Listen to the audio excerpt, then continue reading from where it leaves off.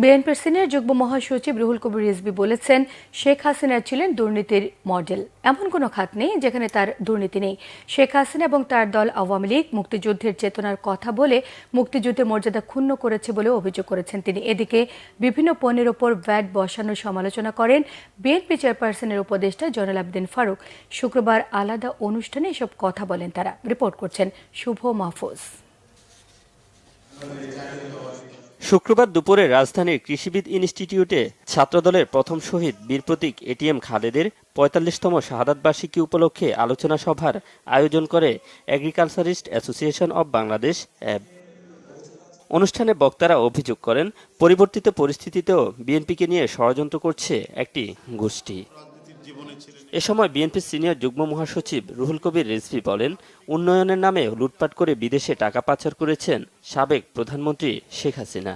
মন্তব্য করেন ব্রিটিশ মন্ত্রী টিউলিপ সিদ্দিকীর দুর্নীতি নিয়েও।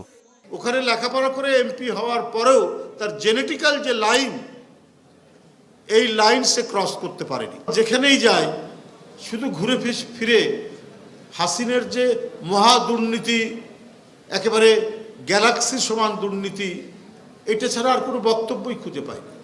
এবং দুর্নীতির যে বিভিন্ন ডাইমেনশন, দুর্নীতির যে বিভিন্ন মডেল, কোন মডেলটা ধরে কথা বলবো? তার ভাগনা ভাগ্নি, ছেলে মেয়ে, কোনটা ধরে কথা বলবো? শেখ হাসিনাকে কিসের ভিত্তিতে আশ্রয় দিয়েছে ভারত, সেই প্রশ্ন তোলেন রিজভী। শেখ হাসিনা কি স্ট্যাটাসে ভারতে আছে এটা কিন্তু বলতে পারছে না। বাংলাদেশের তার যে দুটি পাসপোর্ট, সেই দুটি পাসপোর্ট, একটা কূটনৈতিক পাসপোর্ট, একটা জেনারেল পাসপোর্ট, দুটাই বাতিল করেছে। তারপরে কি স্ট্যাটাস আছে, ভারত কিভাবে তাকে রেখেছে, কোনো উত্তর দিতে পারছে না।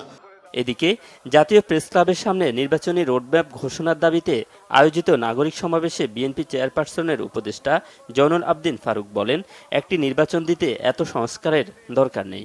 যে সংস্কার করলে জনগণ ৪০ টাকার কমে চাল খেতে পারবে, সে সংস্কার করার দাবি জানান তিনি।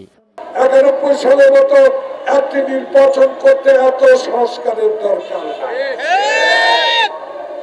যে সংস্কার প্রয়োজন, যে সংস্কার দিয়ে জনগণ ৪০ টাকার চাল কিনতে পারবে, সেই সংস্কার আমার দরকার, এমন সংস্কার দরকার।